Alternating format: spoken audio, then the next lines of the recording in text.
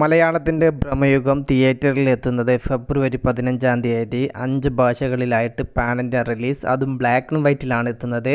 എല്ലാ ലാംഗ്വേജിലുള്ള പ്രേക്ഷകരുമായിട്ട് ഈ ഒരു സിനിമയ്ക്ക് കണക്റ്റ് ആവാൻ സാധിച്ചാൽ നമ്മുടെ മലയാളം ഫിലിം ഇൻഡസ്ട്രി ഒരിക്കൽ കൂടി ഇന്ത്യയിൽ ചർച്ചയാവും. ഭ്രമയുഗത്തിൻ്റെ ടെക്നിക്കൽ സൈഡെല്ലാം പക്ക പെർഫെക്റ്റ് ആയിട്ട് തന്നെയാണ് ചെയ്തിട്ടുള്ളത്.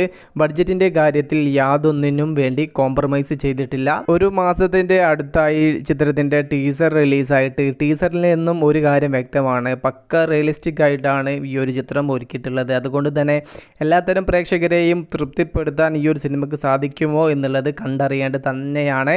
എന്നാൽ രാഹുൽ സദാശിവൻ എന്ന ഡയറക്ടറുടെ മുന്നേയുള്ള സിനിമയായ ഭൂതകാലം നോക്കുന്ന സമയത്ത് എല്ലാത്തരം പ്രേക്ഷകർക്കും ഈ ഒരു സിനിമ കണക്റ്റ് ആവാൻ സാധ്യതയുണ്ട്.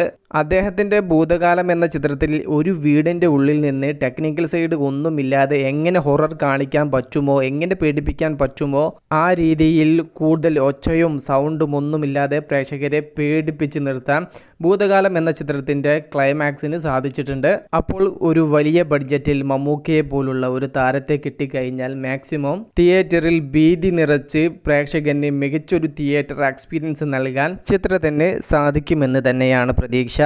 അതോടൊപ്പം തന്നെ ഈ ഒരു ചിത്രത്തിൻ്റെ ആദ്യ ഷോ കഴിഞ്ഞ് ചിത്രത്തിൻ്റെ ഒരു പോസിറ്റീവ് റിപ്പോർട്ടാണ് കിട്ടുന്നതെങ്കിൽ 5 ലാംഗ്വേജിൽ ഉണ്ട്. അതുപോലെ വേൾഡ് വൈഡിൽ നിന്ന് നല്ല രീതിയിലുള്ള ഒരു കളക്ഷൻ നേടാൻ ചിത്രത്തിന് സാധിക്കും. മലയാളത്തിൽ നിന്ന് ഒരു പാൻ ഇന്ത്യ മൂവി തിയേറ്ററിൽ എത്തിയിട്ട് വലിയ രീതിയിലുള്ള പോസിറ്റീവ് റിപ്പോർട്ട് ഇതുവരെയും കിട്ടിയിട്ടില്ല.